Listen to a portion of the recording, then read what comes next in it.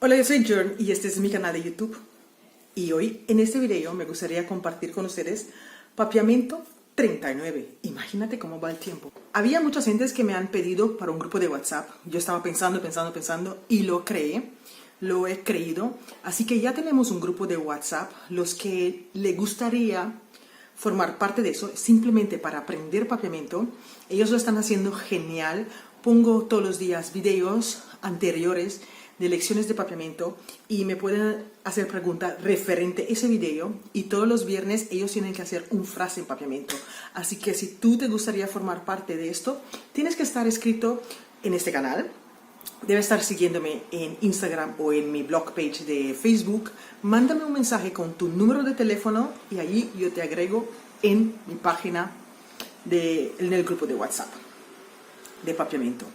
Bueno, yo soy Jorn, soy de la bella isla de Aruba y ahí hablamos minimal 4 idiomas: el español, inglés, papiamento y holandés. Y papiamento es una mezcla de más de 7 diferentes idiomas.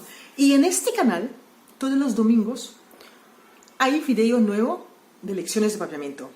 Y este es el tercero y el último de la parte del cuerpo que estábamos enseñando. Todo, ya hay otros 2 videos del cuerpo y vamos a terminar esta semana, hoy, con aprender todo del cuerpo. Bueno, hemos quedado con la barriga, ombligo, bueno, abajo, nalga, culo, como le dicen, nalga, zanca, zanca, zanca. No me parece adecuado decir las partes íntimas de la mujer o del hombre, pero bueno, seguimos. Los pies, las piernas, pilla, pilla, piernas, pilla. Cadera, bell, bell. Rodillas, rodilla. Los dedos del pie, dede di pia. Dede di man, dede di pia. Uñas, juña. Uña. El parte de atrás, espalda, lomba, lomba, lomba. Así que es muy corto, hemos terminado todo el cuerpo. Y cuerpo completo se dice en papiamento curpa. El cuerpo completo en papiamento se dice curpa.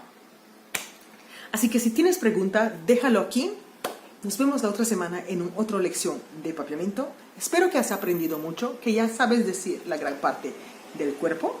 Nos vemos en el próximo video.